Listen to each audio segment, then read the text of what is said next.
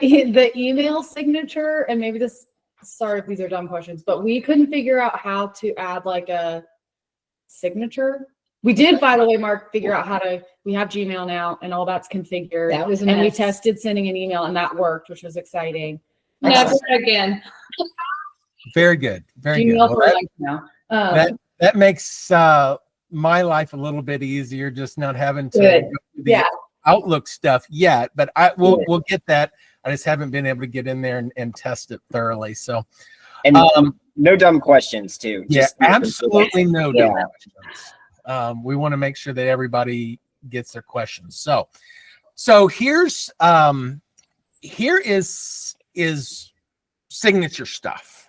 Signature stuff is, I try to make it fairly simple yet configurable for different situations. So you can do it from just within the email section itself or within a template, either one.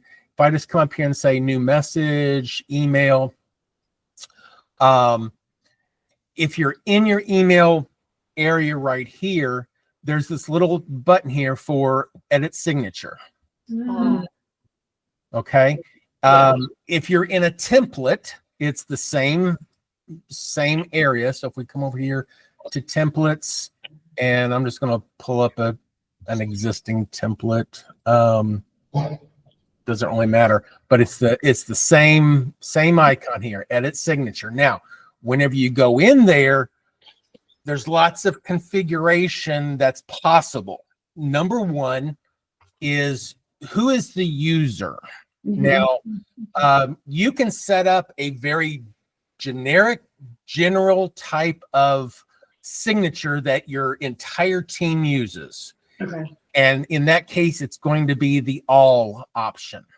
Okay. You can say, well, I want certain people, certain team members to have their own. Well, if you click down on this and you've already got them assigned, like Cody's got one and marketing assistant has one, then whenever you choose that, it will show the signature for that user. Okay. Okay. And you can have an email signature. You can also have an SMS signature. They're different, but depending on the medium that it's going out as, you may want it different. Okay.